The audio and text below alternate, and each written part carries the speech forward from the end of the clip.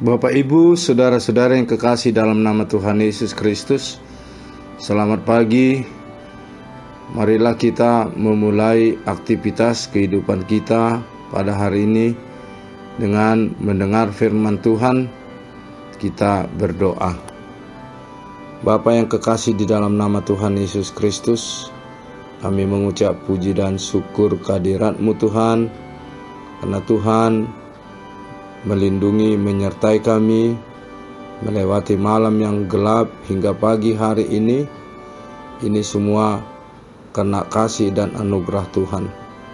Sebentar kami akan mendengar firman-Mu. Kiranya firman-Mu itu menjadi kekuatan bagi kami untuk menjalani kehidupan kami, sehingga kami boleh menjalani kehidupan kami sesuai dengan kehendak-Mu, menjadi kemuliaan bagi nama-Mu, membawa sukacita dan berkat bagi kami. Terimalah Tuhan doa kami ini di dalam pengasihan-Mu, di dalam Kristus Yesus Tuhan dan Juru Selamat kami. Amin. Yang menjadi nats renungan bagi kita pada hari ini, Rabu 18 Mei 2022, diambil dari 1 Petrus pasal 2 ayat 11. Demikianlah bunyinya. Saudara-saudaraku yang kekasih, aku menasihati kamu supaya sebagai pendatang dan perantau, kamu menjauhkan diri dari keinginan-keinginan daging yang berjuang melawan jiwa.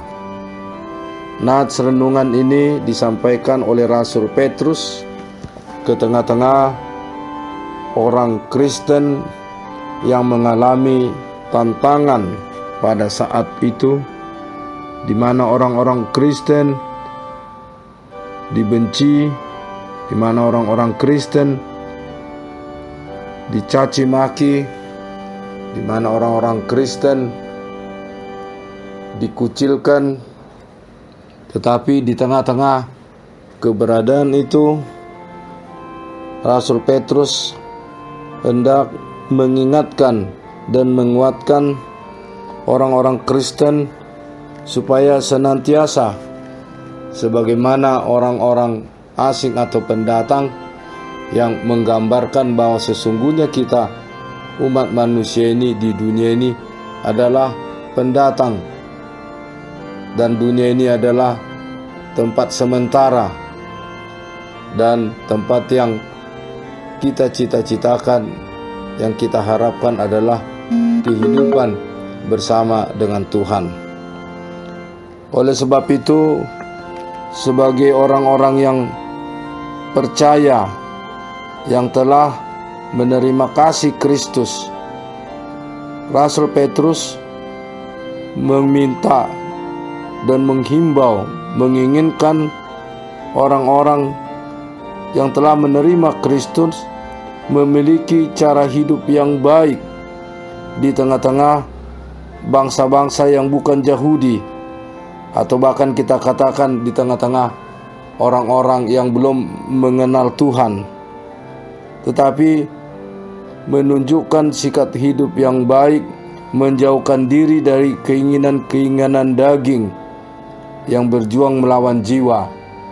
Artinya menjaga diri ini supaya jangan jatuh kepada hal-hal yang bertentangan dengan hukum Tuhan dan hukum pemerintah yang berdaulat, supaya dengan melakukan kebaikan-kebaikan, orang yang melihat perbuatan-perbuatan yang baik itu akan mengalahkan kebencian mereka, akan mengalahkan ketidaksukaan mereka.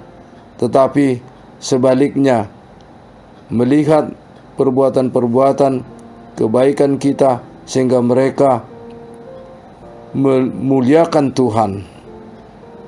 Dan nats ini kalau kita membaca dalam 1 Petrus pasal 2 ayat 13 dikatakan, tunduklah karena Allah kepada semua lembaga manusia, baik kepada raja sebagai pemegang kekuasaan yang tertinggi, Dan ayat 14, maupun kepada wali-wali yang diutusnya untuk menghukum orang-orang yang berbuat jahat, dan menghormati orang-orang yang berbuat baik.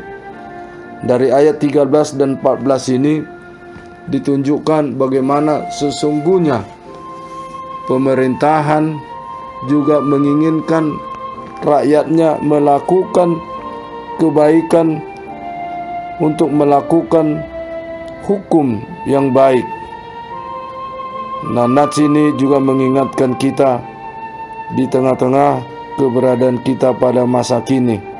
Kalaupun kita mengalami hal-hal yang tidak baik atau mengalami ketidakadilan, tapi jangan kita mau menyerah. Jangan kita jatuh melakukan tindakan-tindakan yang berlawanan dengan hukum, melakukan tindakan-tindakan kejahatan, tetapi baiklah kita melakukan kehendak Allah sebagaimana Tuhan menghendaki kita sebagai orang yang percaya melakukan kebaikan.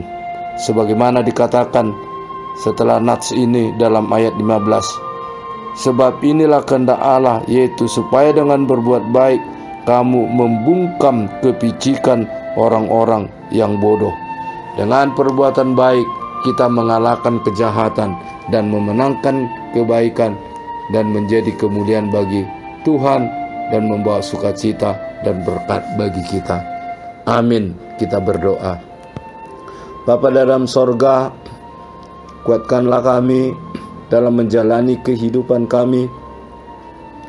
Kalaupun kami menghadapi berbagai kesulitan dan tantangan di tengah-tengah kehidupan kami, untuk menyaksikan iman kami, Engkaulah Tuhan dan Juru Selamat kami, ya Tuhan Yesus. Kuatkanlah kami dengan kuasa Roh-Mu yang kudus. Sertailah kami senantiasa, agar kami menjauhkan keinginan-keinginan daging, tapi senantiasa kami melakukan kehendak-Mu Tuhan, yang menjadi kemuliaan bagi nama-Mu, sukacita dan berkat bagi kami. Terimalah Tuhan doa kami ini di dalam pengasihan-Mu. Anugerah Tuhan kita Yesus Kristus, pengasihan Allah Bapa, persekutuan Roh Kudus, kiranya menyertai kamu sekalian. Amin.